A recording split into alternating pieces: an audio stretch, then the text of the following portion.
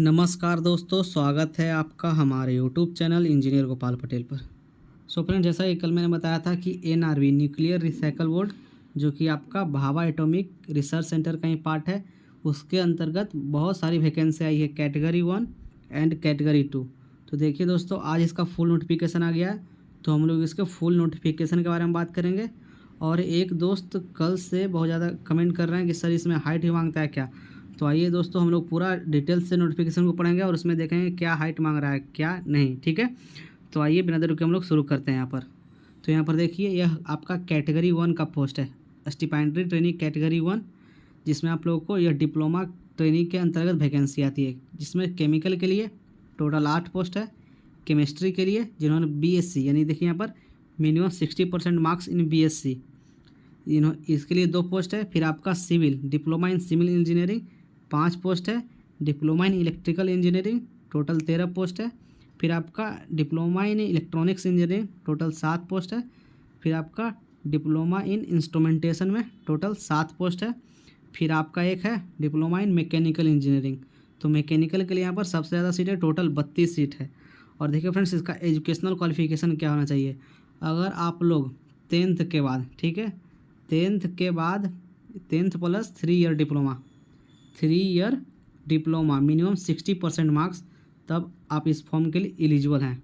ठीक है, या फिर अगर आप लोग 12th करते हैं, यानी देख सकते हैं यहाँ पर एसएससी सीनियर सेकेंडरी सर्टिफिकेट, और 2 ईयर यानी अगर आप लोग एचएससी हायर सेकेंडरी सर्टिफिकेट, यानी 12th के बाद अगर 2 साल जो लेटर एंट्री होता है डिप्लोमा में, 2 साल का लेटर एंट्री करते हैं किसी ब्रांच से और मिनिमम 60% मार्क्स, तो आप इस फॉर्म को अप्लाई कर सकते हैं, ध्यान रखना है।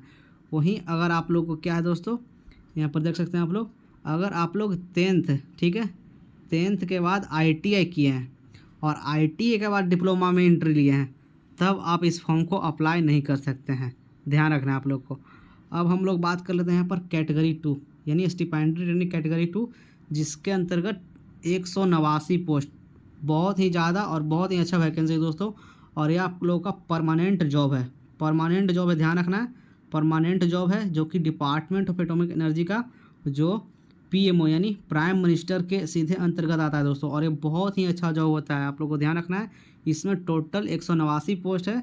और हम लोग देख लेते हैं किस किस पोस्ट के लिए। तो वहाँ पर एसी मैकेनिक के लिए है 15 पोस्ट, फिर आपका इलेक्ट्रीशियन के लिए 25 पोस्ट, फिर इलेक्ट्रॉनिक मैकेनिक के लिए 18 पोस्ट, फीटर के लिए 66 पोस्ट, इंस्ट्रूमेंट मैकेनिक के लिए 13 पोस्ट, मशीनिस्ट के लिए 11 पोस्ट, टर्नर के लिए 4 पोस्ट, वेल्डर के लिए 3 पोस्ट, फिर आपका हो गया ड्राफ्टमैन मैकेनिकल के लिए 2 पोस्ट।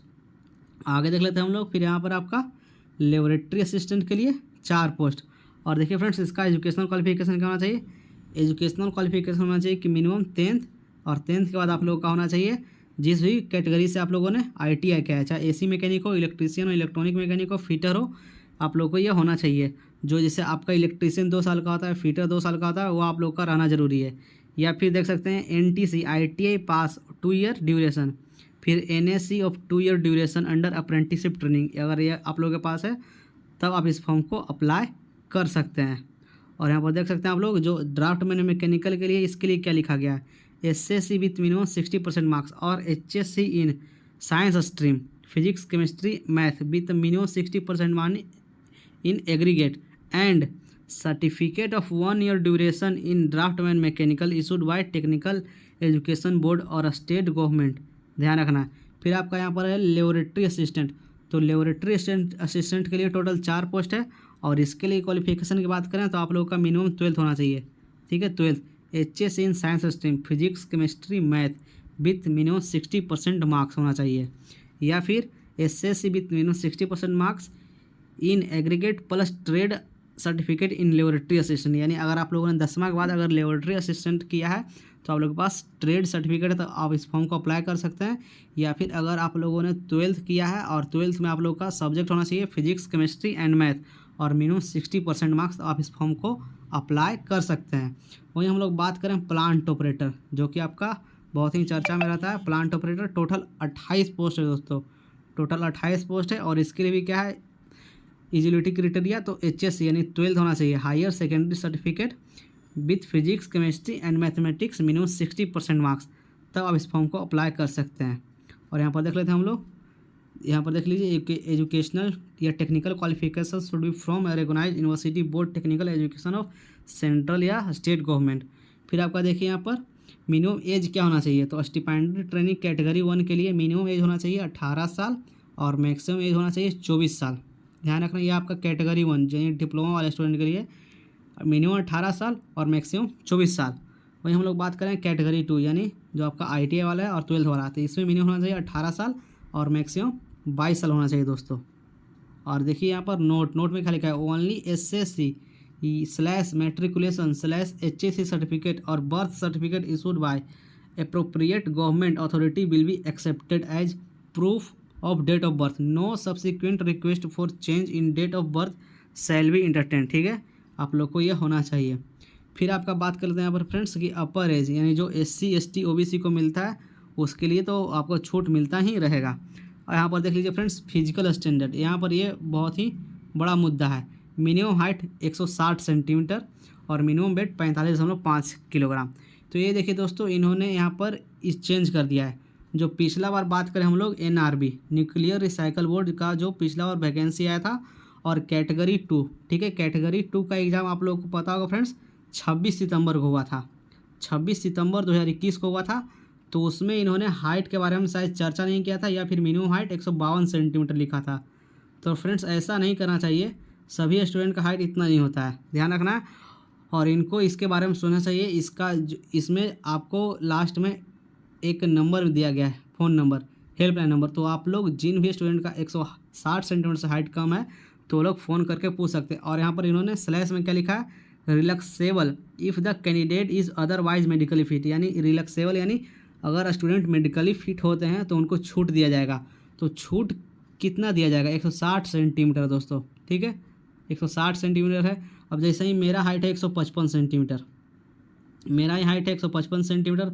अब बताइए मैं भी इसके लिए एलिजिबल नहीं हूँ, तो मैं इसके लिए आवाज़ उठाऊँगा दोस्तों, फ़ोन करूँगा। और जिन भी स्टूडेंट का अगर हाइट 160 सेंटीमीटर नहीं हो रहा तो आप लोग भी कॉल कीजिएगा उस पर। ध्यान रखना है यार, इसमें हाइट का क्या ज़रूरत है, थोड़ी हमको डिफेंस में जाना है, फौज में जाना है। इसमें जो एटॉमिक एनर्जी डिपार्टमेंट है ऐसा कभी नहीं करता था। इन्होंने 160 सेंटीमीटर आखिर क्यों लिखा है, तो इसके बारे में हम अलग से बात करेंगे। और इसके लिए अगर बहुत सारे दोस्त को दिक्कत हो रही है तो आप लोग ज़्यादा से ज़्यादा दोस्तों कमेंट करें, इसके लिए मैं आवाज़ उठाऊँगा, ठीक है, इसके लिए हम आवाज़ उठाएँगे, मिलकर आवाज़ उठाएँगे। ऐसा नहीं हो सकता है कि किसी की हाइट के कारण आप उसको जॉब नहीं दे सकते हैं, थोड़ी डिफेंस में जाना है हमको। प्लांट ऑपरेटर बस मशीन तो चलाना है, बैठ के मशीन चलाना होता है, मुझे पता है क्या करना होता है जो। तो फ्रेंड्स इसके बारे में हम लोग नेक्स्ट बात करेंगे। आप लोग ज़्यादा से ज़्यादा कमेंट कीजिए, जिन भी स्टूडेंट का हाइट कम है 160 सेंटीमीटर से कम, तो उसके लिए हम लोग अलग से वीडियो बनाएंगे। इसके लिए मैं आप मेल भी करूंगा, जो भी NRB के हेड हैं चाहे बार्क के हेड हैं उनको मैं मेल करूंगा। इस बात को मैं आगे तक लेकर जाऊंगा, इसको यहीं नहीं छोड़ना है। तो जिनका हाइट है तो वो लोग, इसका मतलब क्या है, पढ़ाई नहीं करें, ये थोड़ी होता है ऐसे। चलिए अब हम लोग बात कर लेते हैं स्टिपेंडेड ड्यूरिंग ट्रेनिंग। अगर जो कैटेगरी 1 के स्टूडेंट हैं और उनको अगर मान के चलिए जॉब हो जाता है, सिलेक्शन हो जाता है, तो उनको फर्स्ट ईयर 16,000 रुपये पर मंथ दिया जाएगा और सेकेंड ईयर 18,000 रुपये पर मंथ।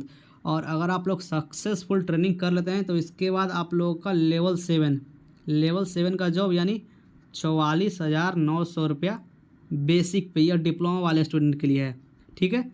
वहीं हम लोग कैटेगरी 2 की बात करें तो कैटेगरी 2 में जो फर्स्ट ईयर अगर आप लोग ट्रेनिंग करते हैं तो आप लोगों को 10,500 रुपये पर मंथ मिलेगा और सेकंड ईयर में आप लोगों को 12,500 रुपये पर मंथ मिलेगा।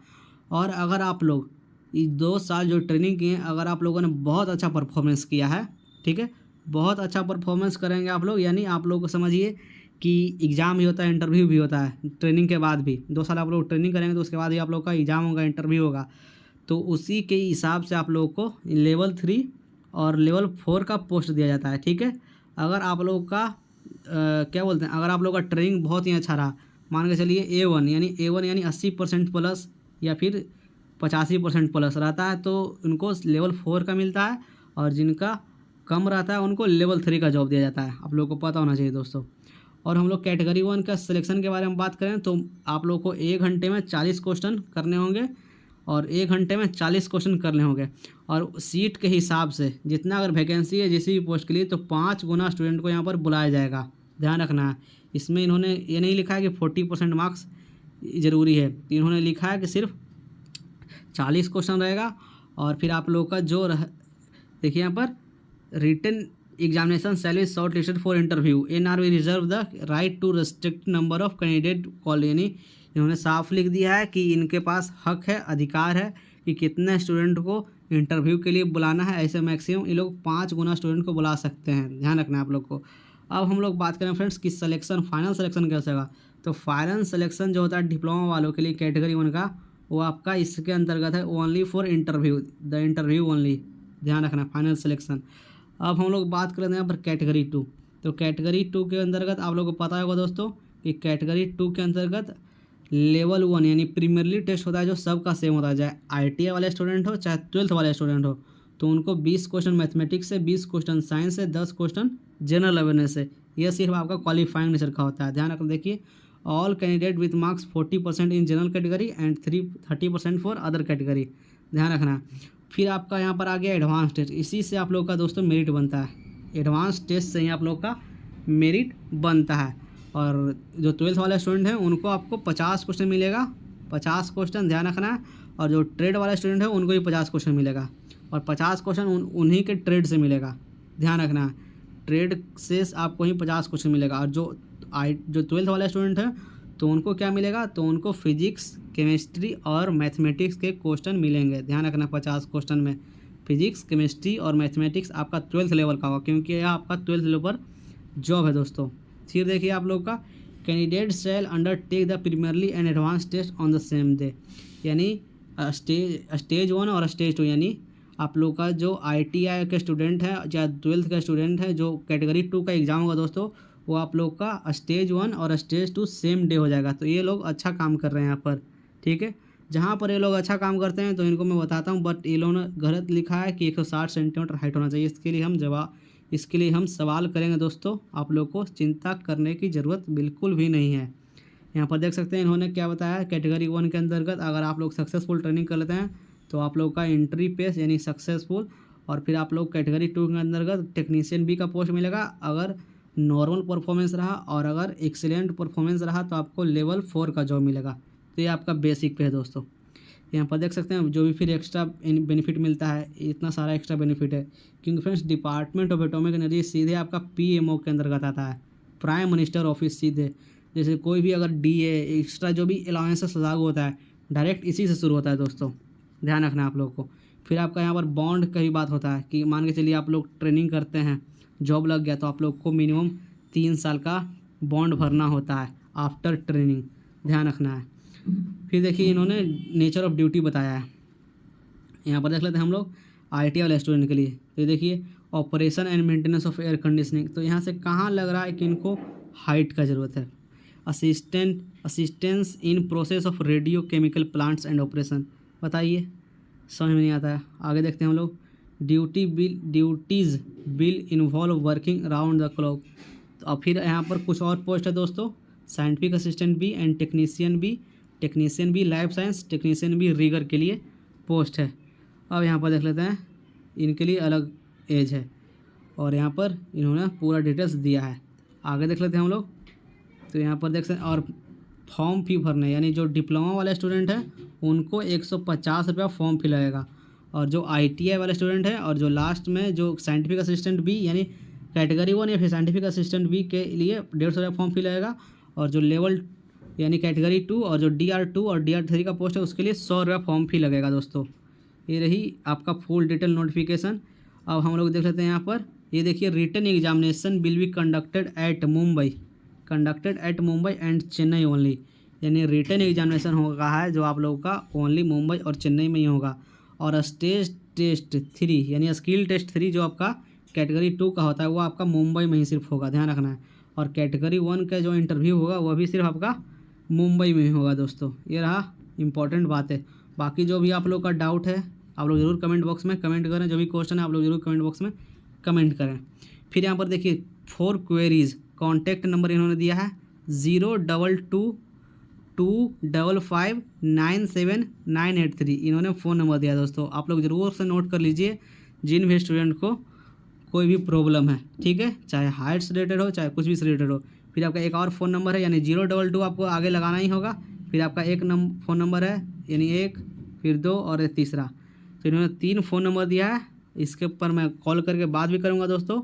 आप लोग भी बात कीजिए और आप लोग का जो भी क्वेश्चन है, डाउट है, आप लोग ज़रूर कमेंट बॉक्स में कमेंट कीजिए। तो आशा करता हूँ कि पूरी जानकारी मिल गई होगी। तो वीडियो अच्छा लगा तो वीडियो जरूर लाइक करें। चैनल पर नए हैं तो चैनल को जरूर सब्सक्राइब कर लें और प्रेस कर लें बेल आइकन को, जिससे आगे आने latest video, latest vacancy and important news के बारे में आप लोग को तुरंत जानकारी मिलती रहेगी। मिलते हैं हम लोग नेक्स्ट वीडियो में। Thank you friends.